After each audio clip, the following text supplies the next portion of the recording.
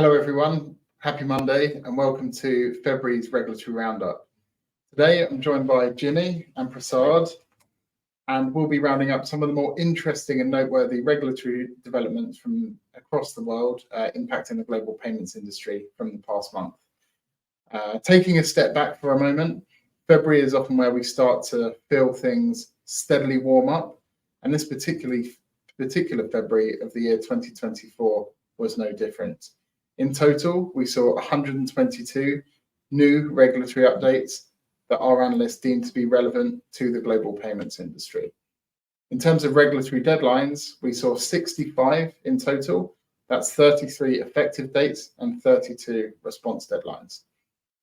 Over the next 30 minutes, the three of us will be unpacking some of these one region at a time, departing from the UK via Europe, through the Middle East and Africa, onto the Asia Pacific, and finally landing in the Americas. So Jimmy, let's start maybe in the UK. From your perspective, what have you been hearing in the past Sounds month? good. So one thing that really stood out to me in the last month has been the discussions about fraud, which I feel have just been non-stop. I think we've discussed it on our last LinkedIn Live as well. Now, what happened at the Home Affairs Select Committee, which is one of the backbench committees in the House of Commons, is that they're doing a hearing into fraud at the moment, and they had some of the main banks, including Revolut, and also the big tech firms, including Facebook or Meta. And there was very little sympathy for Meta throughout. It was quite a tense hearing. No surprise. And it was very interesting across the board. So this was Labour, the Conservatives, and the Scottish National Party were all taking Meta apart, and the banks had all kind of like warmed it up. So the banks went first, and they all kind of warmed it up, and then the MPs just went in. There was one, I think it was Diana Johnson, who's the chair, she's Labour, and she said, you're not doing any work at all really to prevent fraud. And then Tim Loughton, who is a Conservative MP, said, you provide no incentives at all, like you have no incentive at all to stop fraud on your platform. And I think that will have been music to the ears of PSPs, because they realise they have got the attention of the politicians who, I mean, probably get a lot of constituents complaining about the fact they're being defrauded all the time on Meta. And I think, to me, that seems like we could see some policy change there if Meta don't get their acts together. For liability from them, do you think? Yeah, liability. I mean, we've also seen Chris Hemsley, the managing director of the payment systems regulator. He said at the moment they don't have it in their mandate as a regulator, but he was very clear that he sympathises with PSPs who have to kind of foot the bill for something they don't have much control over. What's the statistic? I can't remember the exact statistic, but it was incredibly high, right, for the amount of fraud that originates on social media platforms. Absolutely. I mean, we see all the different banks releasing different statistics, and UK Finance Payment Association, I think, have done some work on this as well. It's usually between 60% and 80%, which is like crazy numbers, and most of that is from Meta. Yeah. So it's not good. Facebook Marketplace is one of those things, right? Pretty much, yeah. And I mean, it's very easy to happen, and you can kind of see why I think, you know, people do fall for it, as we've seen about fraud. But I wouldn't be surprised if, particularly with the elections coming up, we see some of the parties making it a manifesto point that social media firms will be held more accountable. Yeah, absolutely. And we've seen actually in the EU, the European Parliament, when they voted through, or at least the Econ Committee, which is the first stage before it goes to all MEPs, when they voted through the payment services package earlier this month, they did have a clause in there that would mean that telecoms companies and social media firms could be held liable for fraud if they failed to prevent it, which I think, again, music to the ears of payment firms. Right, and okay. banks. Interesting. And I noticed as well in the UK that earlier, or say last week, sorry, the FCA delivered a speech on consumer duty. Maybe it was a week before, that sort of highlighting some of the progress firms have made, right? But it sort of felt like it was tinged with a bit of a warning in there as well. I mean, it won't be a surprise to anyone that the FCA wants to see the consumer duty as a success story. And I mean, we have seen other regulators begin to focus on good outcomes. I've noticed that a bit from, I think, New Zealand was saying something about good outcomes quite recently. So the FCA will want this to be a flagship policy. They're really focused on consumer protection. Everyone knows that the Consumer Duty was a nightmare to implement throughout the ecosystem, from payments firms to wealth management firms. I think payments firms did kind of bear the brunt of it because maybe they haven't had those kind of standards in place before. And it's way harder for a payments firm to show good outcomes, but I think than like if you're a mortgage advisor, let's say. Absolutely. But yeah, I mean, they seem like they want to put a positive spin on it. Seem like everyone's, complying, but at the same time, I think we are going to start to possibly see. I mean, we already have seen some enforcement. I wouldn't be surprised if we see more this year. Well, and interestingly, on that topic of enforcement, last week the FCA announced that it's taking a much more transparent approach to enforcement, which I think is broadly welcomed because it's an incentive, right, to make sure you're doing things correctly. I think there have been a couple of comments around, okay, well, is this a contradiction to innocent until proven guilty? But I mean, what are you hearing from people? I mean, people have said the same thing. Like, it is this worry that, a firm that's potentially innocent, and in a lot of cases, investigations end and there's no further action taken. So let's say if you're a bank or a payments firm or a crypto firm and you're getting investigated for something, let's say anti-money laundering failings, that's your name all over the press for an investigation. People aren't going to see that it's innocent until proven guilty. They're going to see such and such as being done for failing to prevent money laundering. And often when I speak to people, it's okay, yes, we are obviously worried about the financial penalty, especially if it's a material one, but really it's reputational. That's a board level topic, right? That's what it comes down to. Right, moving on. So you wanted to touch on instant payments regulation. So the instant payments regulation is now all but done. They've just got to kind of go through the symbolic processes now, really, to get it into the official journal, which is where all EU regulation goes. With the instant payments regulation, or IPR, it passed really smoothly, and I think everyone was pretty happy with the final text, at least in the payments world. I don't know if some of the banks were particularly happy, but for payments firms, this is obviously a great opportunity. With the Settlement Finality Directive, which has got opened up for direct access, I think that's obviously a huge thing for lots of the fintechs who've been wanting that for years. Now they're very, very close to actually happening. I think something we're going to see in the next few years is central banks starting to think about how they're going to actually implement that, and whether they, what kind of standards they want when it comes to e-money and payments firms getting direct access. I wouldn't be surprised if we see the European Central Bank potentially releasing some guidance on that in the next few years and what they want to see. I think we have seen some jump ahead already. So the Latvian regulator said, I think it was in December, that they were going to start to provide direct access. We haven't seen anything happen since then, and one rumor I've heard is that Latvia's got told to hold fire until everyone else has started to move. But we could see it being used as a competitive advantage, and people trying to get more. I guess because you get if you're a regulator, you get some fees from people being able to pay for that direct access. Absolutely. I mean, it would be silly of us to not just touch on PSD3 and PSR before we depart Europe. Absolutely. I mean, with PSD3 and PSR, again, the votes seem to pass pretty smoothly in the Econ Committee, and things are going a lot faster with PSD3 and PSR than they are with the Open Finance Framework and the Digital Euro. One thing I would say with Parliament's position is it is pretty payments firm friendly. They've said that firms shouldn't need to be reauthorized under PSD3 and PSR, which I think a lot of firms would be really happy about. And also, they obviously put through this, fraud liability agreement. Now, one thing that is going to come up is the European Council's decision on it, what their position is going to be. The European Council might take a different view. For example, lots of countries still own their telecoms firms. So, are they really going to want those telecoms firms being held liable for fraud? So I think that's one thing we can watch out for. So is that what's next? Like, what for our listeners, what's next, do you think? So Econ Committee has voted through their position. European Parliament will do it as a whole in April. And then after that, it's the European elections. So things are going to calm down slightly for a while. And then we're going to start to see the negotiations between the Council and the Parliament on the PSD3 and PSR. Fantastic. And before we leave Europe, it'd be just to touch on the other two big kind of implementation pieces this year. We've obviously got MiCA.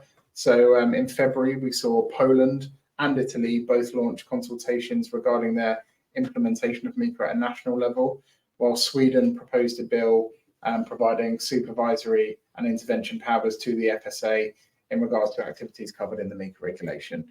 The other one, of course, is DORA. We're seeing more regulators issue guidance. So BaFin in Germany issued new guidance around cloud and third-party risk management, classification, digital operational resilience testing. I think the testing piece is what I'm hearing from people is potentially the more resource-intensive piece, something for people to really wrap their heads around. And lastly, in Malta, the MFSA published their response to a recent consultation on the implementation of DORA and made no bones about the fact that actually, yes, the date that this comes into effect is January 2025. There isn't going to be a deviation from that. Right, so moving on to the Middle East, Prasad, what's Absolutely. there? So I think the biggest development recently in the Middle East is obviously the outcome of the recent FATF plenary. Yeah. We saw the UAE being removed from the grey list. This is significant for a number of reasons. I think number one, it's important to just talk about how fast the UAE has been removed from the grey list. Yeah. Because they were on it for less than 2 years, or about 2 years, actually. Yeah, I think it was less, yeah. And really shows the commitment that the UAE has to reinventing itself as a financial center in the Middle East.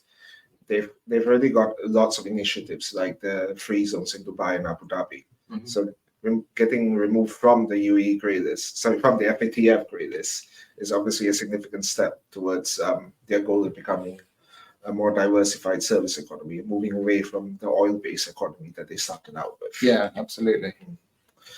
I think it's also significant just because the UAE has always traditionally been a sort of bridge between Europe and the Middle East, North Africa, and even the South Asian region. Yeah. Especially when you think about things like remittances. Yeah.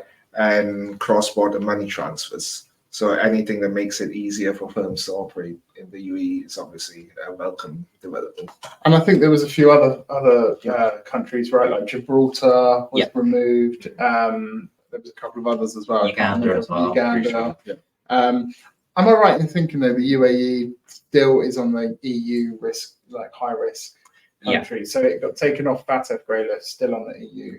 Yeah. So what does that mean for compliance legal people when they're doing their risk assessment? Like, I think keep an eye on what the EU does next if you're operating in the EU, because sometimes they will just follow FATF, other times they will diverge a little bit. So that's something to keep an eye out for. Maybe there is a chance that the UAE will continue to be on that high risk list. They did prevent people from using there was some kind of thing that happened with the clearing corporation, or Dubai Clearing and Commodities Commission.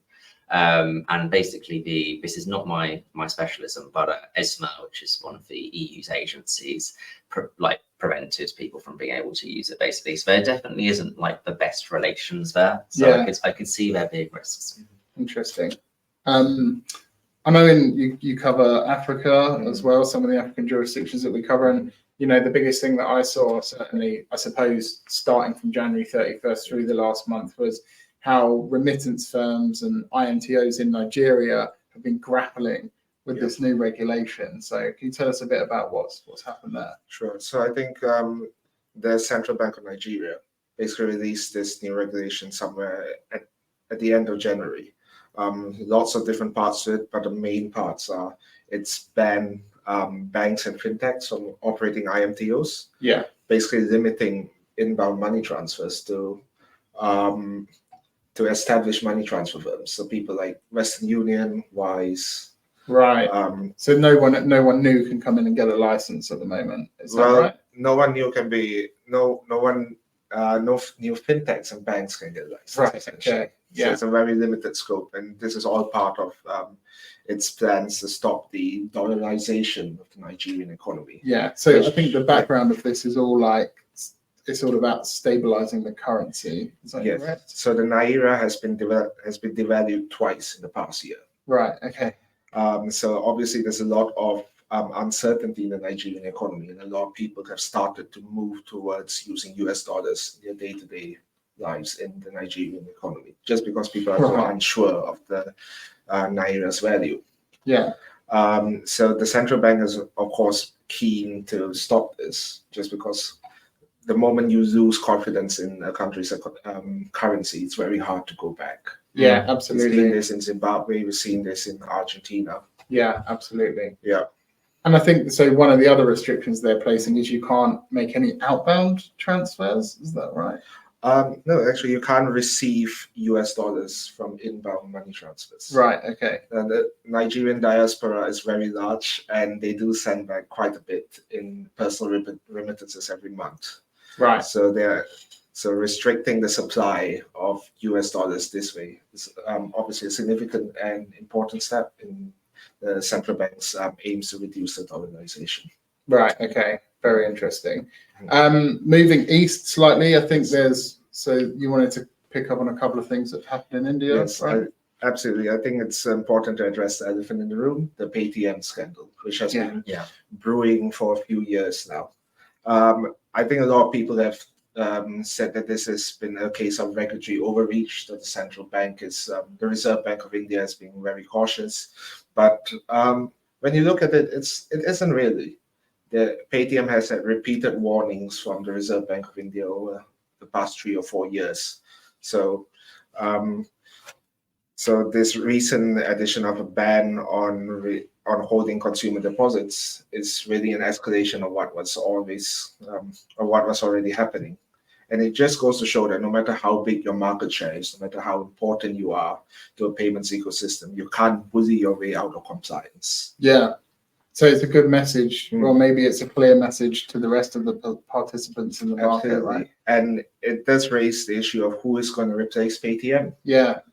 We could see PayTM basically becoming the new standard oil of payment fintechs in India. Where it's exactly. So we don't know whether it's going to be several payment firms moving in to fill the gap, or whether it's going to be one big new player. Yeah. So the other big players in there, like I know Google Pay is quite big, or Google Wallet's quite big. Google Wallet is obvious. It's the current most obvious choice to replace them. Yeah. But we've seen a lot of local Indian banks, such as the State Bank of India, offering their services to customers that have been affected by the ban on customer deposits as well. And if I'm like an outside provider looking at India as a potential market to enter, do you think this then maybe is a good time to enter it, or is it like see what happens over the next kind of 6 to 12 months? I think it's probably the best time to enter it. Yeah. Okay. You have an opportunity where a lot of people are looking to move to a different provider. Yeah. And are quite open about who they move to, because previously the default option has always been PayTM. Yeah. So this is the perfect time to enter the market, I'd say. Okay, that's really interesting. There was something else that happened in India, right, on the regulatory side of things? Yes. So India's International Financial Services Center Authority has released its new licensing regime for payment services providers. So this will allow payment service providers who operate outside of India to outsource most of their operations to India and reap the benefits of working from the IFSCs, which are India's versions of free zones. Right. Okay. Yeah. So this is the first time that India has released IFSC regulations specifically for payment firms. There was previously a fintech license, but there's never really been one specifically suited to payments firms. Now, India has always been a traditional place for outsourcing of businesses, especially for businesses that are based in English-speaking countries in the West. So having a framework in place really allows them some extra certainty when they outsource. Okay. Very interesting. Right, now moving across to the US. So I think picking up on that theme of fraud. So we saw a report come out that reported consumer losses in fraud surpassed $10 billion last year for the first time. And there was a significant increase in reports to the FTC of government government and business impersonation scams last year. I think in response to this, we've seen new rules that essentially enable the FTC to directly file federal court cases against scammers to essentially return the money they steal. It's also seeking input on a proposal to extend that to prohibiting the impersonation of individuals. And what that means is that this could potentially mean AI firms that are providing that technology, whether it's to enable deepfakes or cloning voices or even text to impersonate an individual, could also be held liable. So there's a bit of a theme there to pick up on, where it's kind of like, okay, right, Facebook or Meta or social media in general, we're seeing that as a source of increasing fraud in Europe and the UK. In the US, we're sort of seeing it from AI deepfakes, etc. And regulators are starting to bring those into scope. So again, I think it's something that's broadly been welcomed.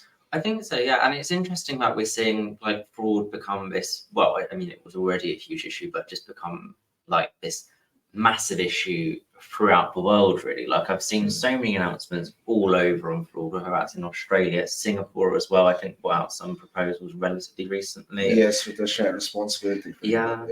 And Singapore, yeah, that's right. And nation by nation in Europe as well, things are happening. You know, Ireland's had some recent plans to introduce a payment strategy, including fraud, etc., etc. Like there's loads going on. Yeah, and on that theme of, slightly different, like more on how the US is tackling anti-money laundering. So another rule has come in, sort of implementing the Corporate Transparency Act. This follows on from the reporting requirements that came in on January 1st. There's now another rule that essentially means the US LLCs essentially must report information about their beneficial owners to FinCEN. This then establishes circumstances where the recipients of that information can have access to it, and what oversight mechanisms need to be put in place for them to manage all of that. So if you're in AML, FinCrime, I think all of this is really something to be quite mindful of in the US. Staying in the US and going to Georgia, being the US state, not the country, we have to kind of go back a little bit first. So if we go back to 2012, Georgia introduced a merchant acquirer limited purpose bank charter. That was essentially there to allow payment processors to handle transactions on behalf of merchants without a banking partner if they joined a payment network. At the time, only one bank was approved, but it was unable to gain membership to the Visa or MasterCard network to process payments. However, we saw very recently Fiserv, the largest non-bank merchant acquirer in the US, recently filed an application and indicated that it may be able to join a payment network. And this has kind of made the industry stand up and take notice, right? Yeah, absolutely. I mean, this could be one of those situations of kind of like a sleeping volcano that's about to erupt. We can see loads of people suddenly going to Georgia and you taking advantage of this, because I think it's very beneficial if you want to be part of the Visa and MasterCard networks. And the fact that Fiserv have got it, are we going to see other competitors in the US start to kind of move to that state and think, oh, this is a good way for us to cut some costs or kind of move more competitively? It definitely brings a lot of opportunities. I'd be surprised if they're the only one. I think we were talking to a lawyer a couple of weeks ago, and he sort of seemed to suggest that there was at least one more that was getting involved at this stage. So yeah, more to kind of follow there. I think let's see how that unfolds.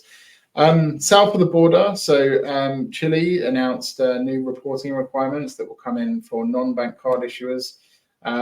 That's kind of a broader kind of theme that we're seeing in Chile, because it's also announced that it will hold another round of consultations in regards to developing its framework for implementing open finance, specifically addressing the issue of payment initiation. On that topic of open finance, the SFC in Colombia also issued a notice on instructions relating to the implementation of open finance technical standards and obligations for supervised entities for the treatment of financial consumer data. I think this is part of a wider trend in South America. We're kind of seeing, like we saw Brazil and Argentina have also recently released new open finance regulations. So seeing this sort of like move to towards open finance, open banking in South America more broadly. And it's been a success story on all accounts, really. Well, at least in Brazil. Yeah. Like, I think, often if you speak to people in the UK or in the EU, when it comes to open finance, open banking, they say Brazil is one of the best places for it at the moment. It's sort of leading the way. Yeah, that's interesting. I think actually, why don't we stay in Brazil and we'll finish on this point. So we noticed that the BCB closed its consultation on an upcoming regulatory framework for VASPs or virtual asset service providers, and it won a lot of support from Coinbase. They submitted a 34-page response, and that recommended that assets should be fully reserved on a one-to-one basis. So, no surprise there. No staking, no pledging without explicit consent from the customer, and very much focused on how customer funds are stored and segregated, off the back of FTX and everything. Don't want to go down that road again. There's obviously a clear push from Coinbase in regard to the jurisdictional flexibility. So this is like aimed at, okay, can we operate in the Brazilian market but base our operations outside of Brazil? There was definitely a recommendation, let's say, from them there. But I thought the most interesting point raised was around how they encouraged the CBC to develop a passporting regime that would essentially allow firms to operate in Brazil if they hold a license in a jurisdiction that the BCB deems to be of equivalent. And I thought, we've seen passporting sort of work in Europe to a certain extent. But I just thought, what would that look like? Passporting is something that I think companies really benefit from and ultimately want. Pre-Brexit, there was so much of a push from different lobbyists in the city to maintain passporting, which obviously didn't happen. But it's seen as a success story, and I can see why a lot of firms would probably be thinking that's a great thing to have, so that we are able to move further afield and not necessarily have to go through the same burdensome processes, which can depend on the country a lot of the time, like the kind of hoops you have to jump through to be able to be compliant and get a license. So I can see why that would be very helpful. And I don't know, are there any kind of equivalent regimes like that in APAC or? I don't think there are many equivalent regimes of passporting per se, but in terms of just speaking about virtual asset regulation, we've seen it take largely similar forms across different jurisdictions. For example, we've seen Hong Kong's version of virtual asset regulation. It's actually broadly similar to MiCA. And the same is true for Singapore's digital payment token regulation, which basically regulates digital payment tokens like any other payment service providers. So there's definitely this kind of trying to keep it consistent across. Exactly. So it wouldn't be too much of a heavy lift, essentially. But maybe that's the point Coinbase are making then, where actually it's just a lot more, if it's going to be fairly consistent anyway, why not have this kind of passporting?